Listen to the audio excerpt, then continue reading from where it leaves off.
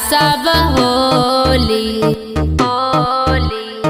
2 साल में बदलल लभर के टोली। नैहर में रहलू तू ता संगे हमसे होली खेलत रहुए जान त लगे सैये के साथे होली खेललू जान त लगे सैये के साथे होली खेललू जान।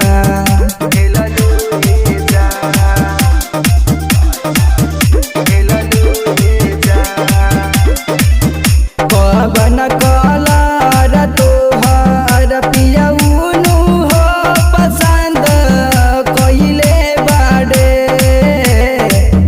ललका कलर लागे जमकेनु हो लगइले बाड़े। खुशबानी का हम कहीं हो लल लाले हम भैनी हो।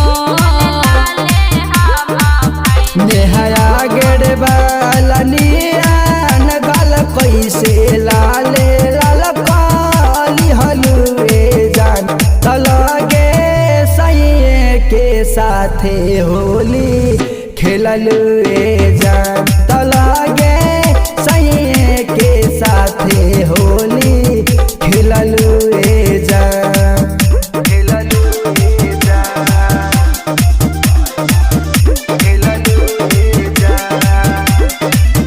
पातर पातर गाल दूनो भइल बा हो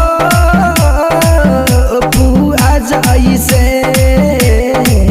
सुनाए पातर को काला गइलू नु हो कि चमका तारू ऐसे। अरे सुमित के करदानी के ई होली है जवानी के।